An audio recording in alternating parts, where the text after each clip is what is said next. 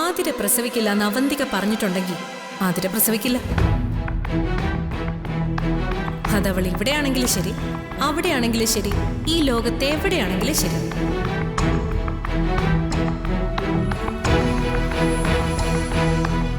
ഈ വിവാഹം നടക്കുന്നതിനോടൊപ്പം തന്നെ അതിന് പുറകിലായി വലിയ വലിയ പ്രശ്നങ്ങൾ നടക്കാനും സാധ്യതയുണ്ട്. ആ പ്രശ്നത്തിൽ ചിലപ്പോ ആരുടെയെങ്കിലുമൊക്കെ ജീവൻ വരെ നഷ്ടപ്പെട്ടു എന്ന് വരും.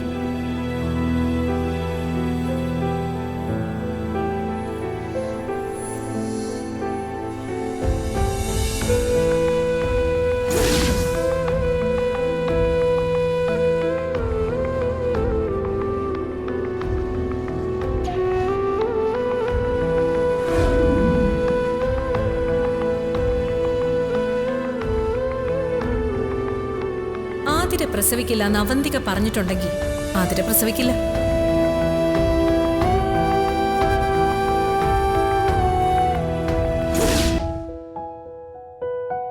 ആതിരയുടെ ഈ അവസ്ഥയിൽ ഇങ്ങോട്ട് മാറിയത് തന്നെയാ നല്ലത്. മോളിനി എന്നാ ഹോസ്പിറ്റലിൽ പോകുന്നത്? ഈ മാസത്തെ ചെക്കപ്പ് കഴിഞ്ഞു. അടുത്ത മാസം 15 കഴിഞ്ഞ് അഡ്മിറ്റ് ആവണം.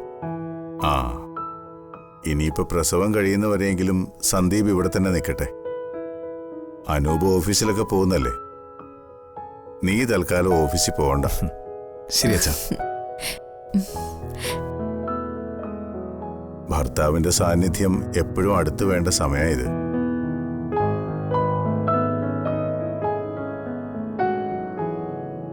ആതിരയ്ക്കറിയാലോ എന്റെ കാര്യം. ഒരു നേരത്തെ അശ്രദ്ധ മതി എല്ലാം കെട്ടടങ്ങാൻ. അതുകൊണ്ട് നടക്കുമ്പോഴൊക്കെ വളരെ സൂക്ഷിക്കണം.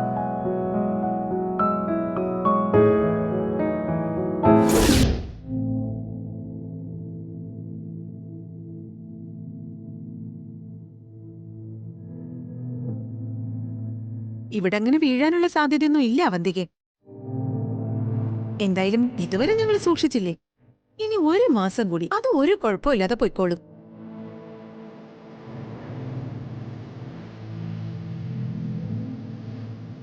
ആതിരയ്ക്ക് ഒരു കുഴപ്പവും വരാതെ നോക്കാൻ മീര തന്നെ ധാരാളം.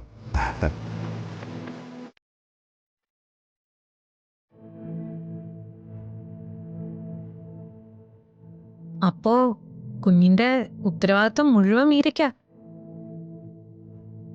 അതുപോലെ തന്നെ ആതിര ഇനി വല്ല ബുദ്ധിമോശം കാണിക്കാൻ തുടങ്ങിയാലും മീര തന്നെ സമാധാനം പറയണം.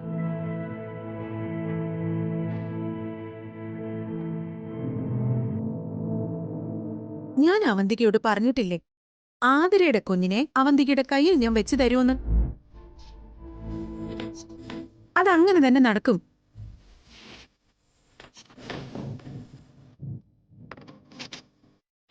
ആ കുഞ്ഞിനെ കാണാൻ ഏറ്റവും കൊതിച്ചിരുന്നത് ഞാനാ.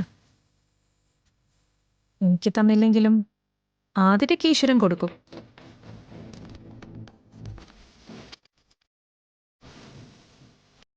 എന്റെ ഈശ്വര, എന്റെ കുഞ്ഞിനെ നീ തന്നെ കാത്തോണേ.